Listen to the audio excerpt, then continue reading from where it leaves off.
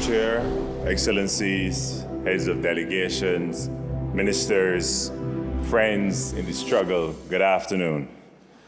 It is truly a pleasure to speak with you today about an issue that is near and dear to my heart: local adaptation and community resilience as foundations of country resilience.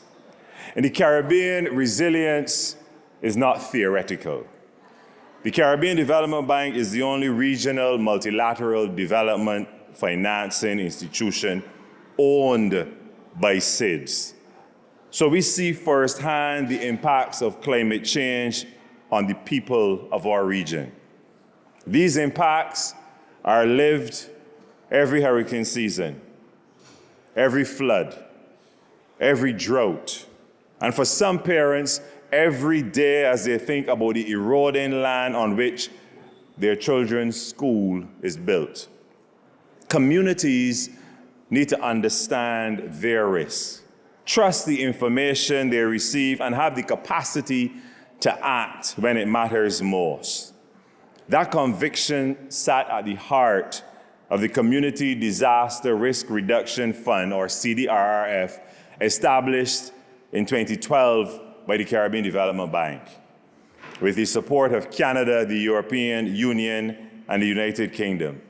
You see, CDRRF was pioneering because it challenged the idea that resilience is built only through concrete and steel. Instead, it recognized a fundamental truth: resilience is built through informed, organized, and empowered people.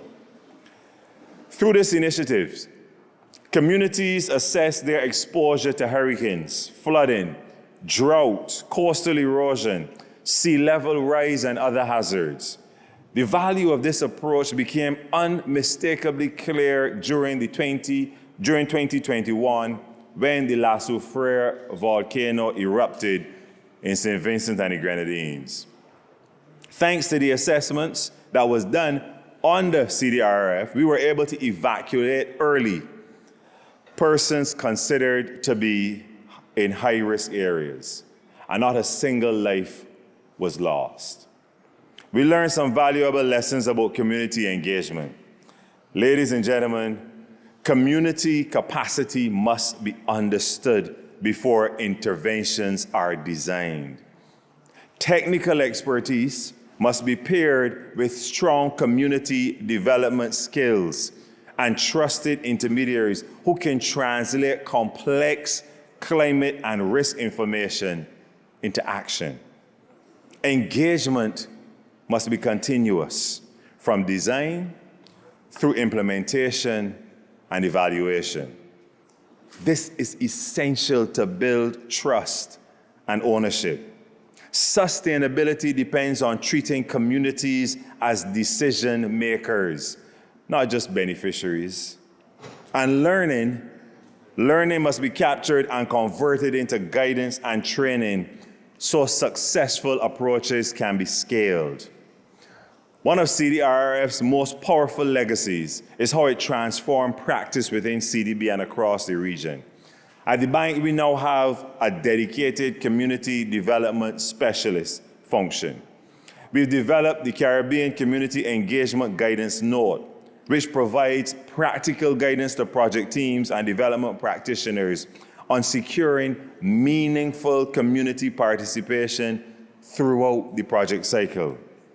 We also launched accredited online courses in community engagement and proposal writing. The response has been extraordinary.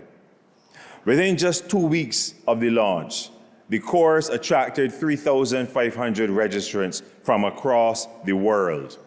That is a clear sign of the appetite among practitioners, civil society organizations, and community groups for practical, usable tools to design and deliver resilience projects themselves. Additionally, the bank is working on the Caribbean's first multi-country locally led adaptation program. The concept note was approved by the Adaptation Fund in April.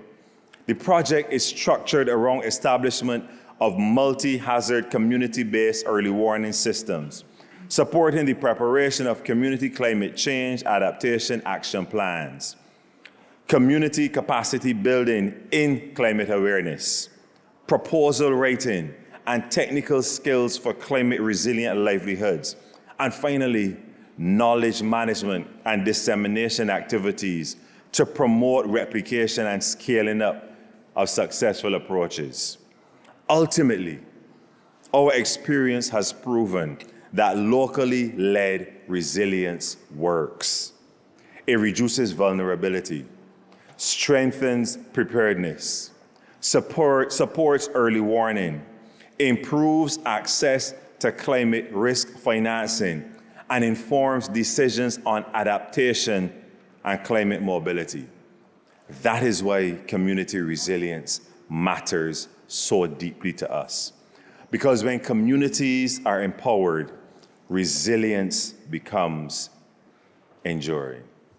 As Kjell said, if we don't come together, we will all fall. Let us come together. I thank you.